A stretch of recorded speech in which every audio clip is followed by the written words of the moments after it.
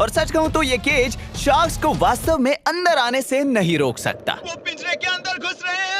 लेकिन ये जानने के लिए कि मैं यहाँ बहामास में क्या कर रहा हूँ, वो भी खून की बाल्टियों के साथ और चारों ओर से शार्क से घिरा हुआ, हमें वक्त में 1 साल पीछे जाना होगा। क्योंकि तभी मैंने ये देखने के लिए कुछ टेस्ट किए थे कि वास्तव में क्या होता है अगर शार्क्स पानी में इंसानी खून की एक बूंद को सूंघ लें। इस एक्सपेरिमेंट के लिए मैंने 1 घंटे तक हर 1 मिनट में इंसानी खून की 15 बूंदें समुद्र में पंप की, जहाँ ढेर सारी शार्क्स मौजूद थी, लेकिन वो उसमें कोई खास दिलचस्पी नहीं दिखा रही थी। तो इसने फिल्मों के उस मिथक को गलत साबित कर दिया कि शार्क्स खूंखार जानवर होते हैं जो पागल हो जाते हैं अगर वो 1 मील दूर से आपके खून की एक बूंद को सूंघ लें। लेकिन उन रिजल्ट्स ने मुझे ये सोचने पर मजबूर कर दिया कि क्या शार्क्स मछलियों का खून सूंघकर अलग व्यवहार करेंगी, और अगर वो मछलियों के खून से आकर्षित होते हैं तो क्या उसके जरिए मैं अपने आप को बहुत सारे शार्क्स के बीच ला पाऊंगा।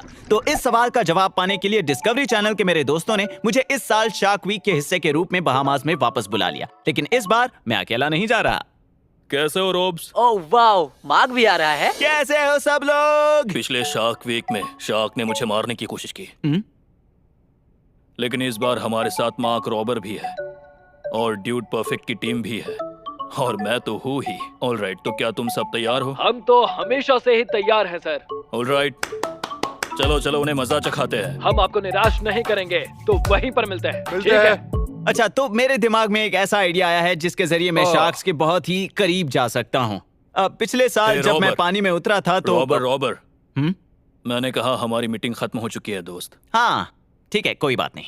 अच्छा, तो फिर मिलेंगे, अपना ख्याल रखना। तो चलो चलें। बहुत एक्साइटेड है, मिलते हैं। तो हम सब ने अपने बैग्स पैक किए और बहामास के लिए निकल पड़े। अब मुझे सिर्फ अपना कोविड टेस्ट करवाना था ताकि मैं बहामियन गवर्नमेंट को ये दिखा सकूं कि मुझे कोरोना वायरस नहीं है। लेकिन इसमें एक प्रॉब्लम हुई, मेरा कोरोना वायरस टेस्ट पॉजिटिव निकला, और इस बात का मुझे बहुत बुरा लगा, क्योंकि ना सिर्फ मैं ये कमाल का एडवेंचर मिस कर दूंगा, क्योंकि जितना मुझे पता था मैं बस अपनी मौत का इंतजार कर रहा था, और मुझे अपने परिवार के साथ एक लेजर पॉइंटर के जरिए इस ग्लास डोर के पीछे बैठकर वक्त गुजारना पड़ा। यहाँ तक कि फैट गस भी मेरे आसपास नहीं आ रहा था। लेकिन मुझे बताते हुए खुशी हो रही है कि मैंने कोरोना वायरस को हरा दिया, लेकिन एक और मुश्किल आ पड़ी, क्योंकि मैंने अपना मौका गंवा दिया और अब वो अमेरिका की किसी भी कमर्शियल फ्लाइट्स को आने नहीं दे रहे थे, क्योंकि यहाँ कोरोना के सबसे ज्यादा केसेस हैं। तो मैं फिर एक बार बहुत उदास हो गया, लेकिन फिर मुझे एक तरीका सूझा, क्योंकि भले ही बहामास में किसी कमर्शियल फ्लाइट के जरिए नहीं जा सकते, प्राइवेट जेट पर बहामास जाने के खिलाफ कोई नियम नहीं थे। और क्योंकि यह मेरा अपने खुद के प्राइवेट जेट पर कहीं जाने का पहला और आखिरी मौका है, मैं ऐसे दिखा रहा था कि मेरा यहाँ रोज का उठना बैठना है, मतलब ज्यादातर।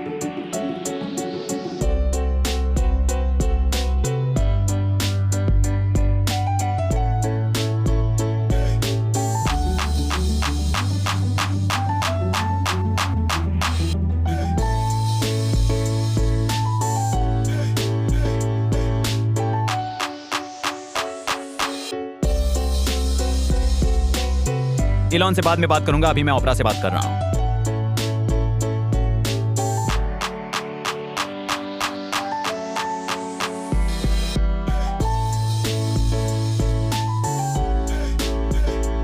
और मैं ये जानता हूं कि देश भर में अपने प्राइवेट जेट पर ट्रैवल करना पर्यावरण के लिए अच्छा नहीं होता, तो मैंने फ्लाइट के दौरान इस teamtrees.org वेबसाइट के जरिए, इसके बारे में आपने सुना ही होगा, इतने पेड़ लगाए जो मेरे द्वारा छोड़े कार्बन के साथ साथ इस जेट के अगले 100 फ्लाइट्स का कार्बन भी सोखेगा। सीखो, ऐप डाउनलोड करो, स्टेप्स सोखेगा। अंत में आपको यह जानना जरूरी है कि मैं एक जमीन से जुड़ा हुआ व्यक्ति हूं, और इस एक्सपीरियंस ने मुझे बिल्कुल भी चेंज नहीं किया। तो अब जब मैं बहामास में था, मैंने सबसे पहले अपने marine biologist, shark diving expert दोस्त लुक टिपल से मिला, क्योंकि हमें यह देखना था कि आखिर हम मछलियों से उनका खून कैसे निकालेंगे। हाँ, बस ऐसे ही हो गया। पहले हमने सोचा कि क्यों ना इसे डायरेक्ट ब्लेंड कर दें। तुम कोशिश करो, मैं तो चला। जो लगता है तुम कभी YouTube पर नहीं गए, वहां पर लोग चीजों को ब्लेंड करके चैनल बना रहे हैं। रेडी?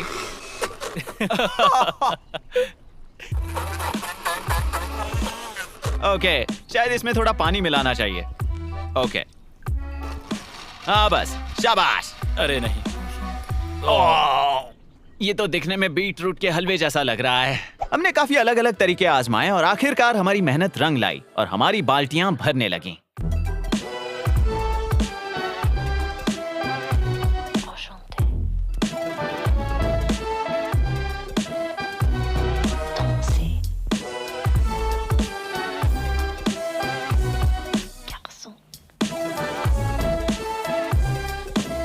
अगर मेरी नाक नहीं होती तो शायद मैं इसे पी लेता। मार्क की ये बात अच्छी है कि इसके आइडियाज बेकार है, लेकिन इसमें जान उसी की जाएगी। मैं असली खतरों का खिलाड़ी हूँ। हाँ।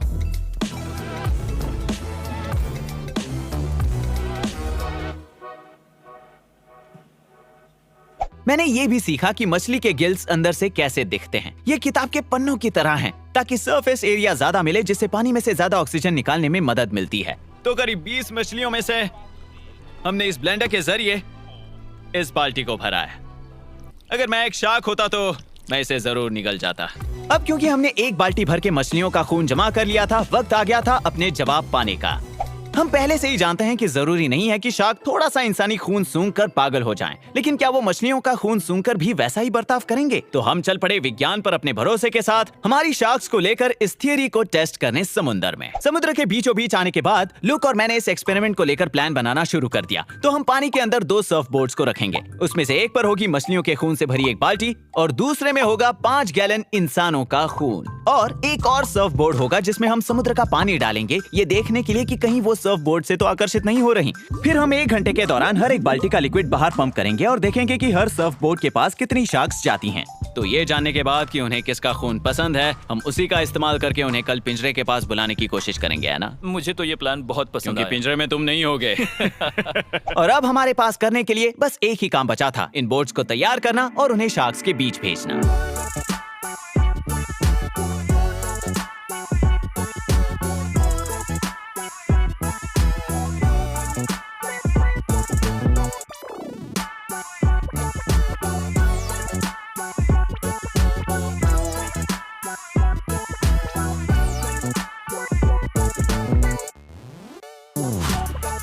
पिछले साल के टेस्ट में एक कमी रह गई थी। हमने उन सर्फ बोर्ड्स को हमारी बोट के बहुत करीब रख दिया था। तो ऐसा हो सकता है कि कुछ शार्क्स ने खून तो सूंघा था, लेकिन वो ये सोचकर वहां नहीं गए कि हम उन्हें यहाँ खाना खिलाने आए हैं। तो इस बार हमने उन सर्फ बोर्ड्स को समुद्र के बीचों बीच जाकर रखा है, हमारी बोट से बहुत बहुत दूर, ताकि हम एक्सपेरिमेंट के बीच में ना आए। और हाँ, एक और बात, हमने बकरी के खून का इस्तेमाल किया है, क्योंकि कानूनी तौर पर 5 गैलन इंसान का खून ढूंढना बहुत मुश्किल है। और हमने कुछ शार्क साइंटिस्ट से भी बात की, जिन्होंने एक्सपेरिमेंट्स के जरिए साबित किया है कि शार्क्स को सारे मैमल्स का खून एक जैसा ही लगता है। तो इंसान की जगह बकरी का खून इस्तेमाल करने से कोई फर्क नहीं पड़ेगा। तो हमने तीनों बोर्ड्स को उनकी जगह पर रख दिया है और हमने ये भी डबल चेक कर लिया कि सारे बोर्ड्स को सही से एंकर किया है। तो अब बस हमें मेरे बनाए उन तीनों पंप्स को स्टार्ट करना था इस रिमोट ट्रिगर के जरिए। और तभी मुझे पता चला कि शायद उसे यहाँ लाते वक्त वो किसी चीज से टकराकर खराब हो गया, क्योंकि वो सिग्नल ही नहीं भेज रहा था। अब प्रॉब्लम ये थी कि उसे मैन्युअली स्टार्ट करने का और कोई रास्ता नहीं है। लकीली मैंने नासा में काम करते हुए ये सीखा है कि अपने सिस्टम में हमेशा बैकअप बनाना चाहिए, जस्ट इन केस। तो हमने उसे ऐसे प्रोग्राम किया है कि अगर उसे 1 घंटे में पंप शुरू करने का सिग्नल ना मिले तो सिस्टम के सारे पंप्स ऑटोमेटिकली एक साथ स्टार्ट हो जाएंगे। लेकिन हमें इस बैकअप को टेस्ट करने का मौका ही नहीं मिला। तो अब हम बस उम्मीद रखने के अलावा और कुछ नहीं कर सकते। वो काम करेगा। हमने इस वीडियो को बनाने के लिए बहुत सारे पापड़ बेले हैं, उम्मीद है ये भी हो जाएगा। और फिर ठीक 1 घंटे बाद सही समय पर इसका बैकअप शुरू हो गया और हमारा एक्सपेरिमेंट बच गया। खून पानी में फैलने लगा था और हमने अपनी ऑब्जर्वेशन करने के लिए ड्रोन को हवा में छोड़ा। और शुरुआती 20 मिनटों तक पानी में ज्यादा हलचल नहीं दिखी, लेकिन फिर बकरी के खून वाले बोर्ड के यहाँ एक शार्क आई। शार्क आ गई, यहाँ पर। शार्क आ हाँ, हाँ। गई। लेकिन फिर कुछ देर बाद ही हमें मछलियों के खून वाले बोर्ड पर भी काफी हलचल नजर आई। ओह माय गॉड, यहाँ 1 2 3 4 5 6 7 8 9 10 11 शार्क्स मछलियों का खून सूंघकर आई हैं। और फिर करीब 10 मिनट बाद वहाँ पर शार्क्स की मानो भीड़ जमा हो गई। यहाँ से आप तीनों बोर्ड्स के बीच में कितना फर्क है ये देख सकते हैं। और जब आप डेटा कलेक्ट करने के लिए एक्सपेरिमेंट चला रहे होते हैं तब आपको दिमाग खुला रखना पड़ता है। लेकिन अब तक हमने जो भी देखा उसके हिसाब से सोचा जाए तो हमें अपना जवाब मिल चुका था। और फिर 1 घंटे बाद हमने एक्सपेरिमेंट को रोका और अंदर आकर ड्रोन फुटेज के जरिए अपने जमा किए डेटा को टैली किया। और हमने ये जाना कि बकरी के खून वाले बोर्ड के यहाँ करीब 8 शार्क्स गई थी, समुद्र पानी वाले बोर्ड के यहाँ एक भी नहीं, और मछली के खून वाले बोर्ड के यहाँ लगभग 134 शार्क्स आई थीं। तो इसका मतलब है उन्हें मछलियों का खून ज्यादा पसंद है। बिल्कुल सही कहा। सारी शार्क्स यहाँ आई थी, लेकिन यहाँ नहीं। तो हम कल उसी का इस्तेमाल करेंगे मुझे मुसीबत में डालने के लिए। कल के प्लान की तैयारी करने के लिए हमारे पास बहुत सारा वक्त था। हम समुद्र से निकलकर वापस अपने होटल पहुंचे ताकि अपने शरीर को थोड़ा आराम दे सकें। और बेस्ट बात तो ये है कि अगर आपको वेकेशन पर जाने के लिए एक प्राइवेट जेट का इस्तेमाल करना पड़ रहा है तो इसका मतलब वहाँ बहुत कम भीड़ होगी। इस पूरे रिसोर्ट में हमारे अलावा और कोई नहीं था, बस इन बिल्लियों को छोड़ के। यहाँ करीब 40 बिल्लियां होंगी जो शायद हमारी तरह ही प्राइवेट जेट्स में आई थी। अगली सुबह उठने पर हम तरोताजा महसूस कर रहे थे और वापस समुद्र की ओर निकल गए, जहाँ लूक और मैंने कुछ बैग्स भर के मछलियों का खून इकट्ठा किया जिसे मैं पानी के अंदर जाकर खोलने वाला हूँ। एक पिंजरे के अंदर शार्क्स से घिरे रहने का आइडिया सुनने में तो अच्छा लगता है, लेकिन करने में नहीं। ये लोग मुझे यहाँ चेन के कपड़े पहना रहे हैं। सच कहूँ तो अब मुझे डर लग रहा है। अगर आज मुझे कुछ हो गया, शैक मेरे परिवार का ख्याल रखना, क्योंकि ये तुम्हारी गलती है। हाँ, चलो।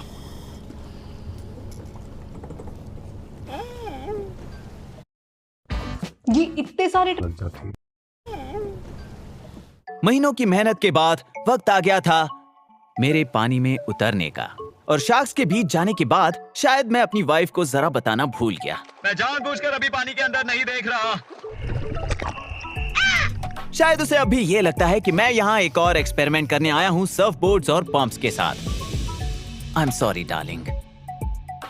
मैंने अपनी सुरक्षा के लिए ना सिर्फ 10 पाउंड चेन का आर्मर पहन रखा था, बल्कि मेरे शरीर से 20 पाउंड का वजन भी जुड़ा हुआ था। इसका मतलब मैं आसानी से डूब रहा था, लेकिन इसकी बॉयंसी टू वेट रेशियो की मदद से मुझे चांद पर चलने की प्रैक्टिस मिल रही थी। क्योंकि मैं भी आप में से कुछ लोगों की तरह अपनी जिंदगी में स्पेस में जरूर जाऊंगा, और ये भी मैंने फिलहाल अपनी वाइफ को नहीं बताया है। सुपर मारियो जंप, ये मैं चला।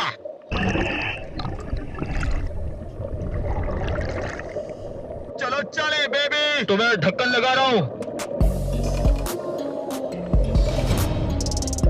ओके मार्क, मैं इस वक्त तुम्हारे पास चारे को भेज रहा हूँ।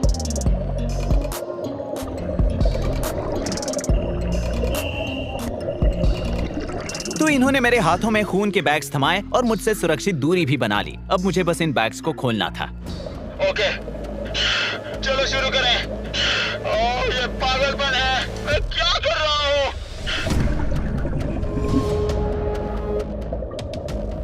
चारा छोड़ दिया गया है। मुझे इसे यहाँ से हटाना होगा। वो आ रहे हैं।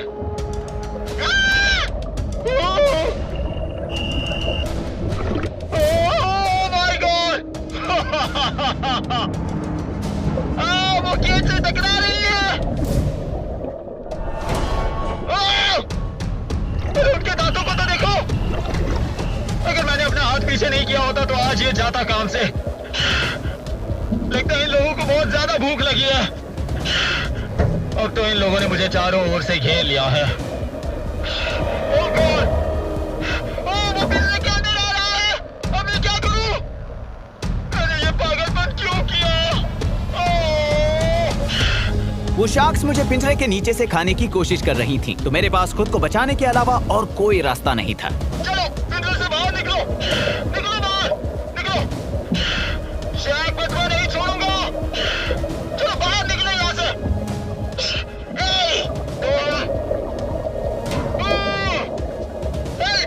चलो मेरे पिंजरे से बाहर निकलो, चलो। लगता है उन्हें मछलियों का खून बहुत ज्यादा पसंद है। हम सभी जानते थे कि मुझे पिंजरे से बाहर निकालने में सबसे ज्यादा मुश्किलें आएंगी, क्योंकि वो तब भी चिड़चिड़े होंगे और मेरे पिंजरे से बाहर निकलते ही मौका देखकर मुझे खाने दौड़ेंगे। ओके, तो खून का असर धीरे धीरे कम हो रहा है और शार्क्स यहाँ से जा रही हैं। ओके, हम अब दूसरा चारा डाल रहे हैं। तो हमारा प्लान ये था कि एक डाइवर उन्हें दूसरे चारे के जरिए मुझसे बहुत दूर ले जाएगा और फिर मैं धीरे से चुपचाप बाहर निकल जाऊंगा बिना उन शार्क्स की नजरों में आए। दूर, ये तो कमाल का था। क्या हुआ शार्क्स? मुझसे डर के भाग रहे हो? ओके मार्क, अब चलो पिंजरे को खोलो।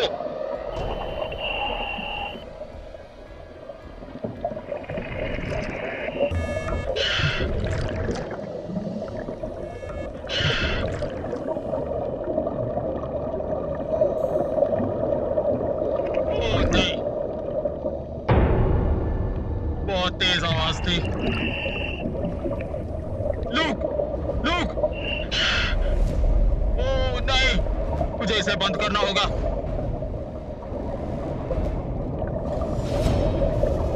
नहीं नहीं नहीं, लूक मुझे मदद चाहिए।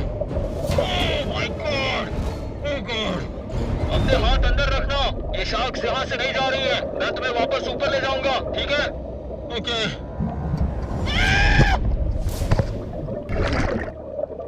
Oh my God. जल्दी जल्दी, हम ऊपर आ रहे हैं। प्लीज कोई शैक से जाकर ये कह दो कि अब वो अपने स्टंट्स खुद करें। मैं जिंदा हूँ। इस सब से हमें ये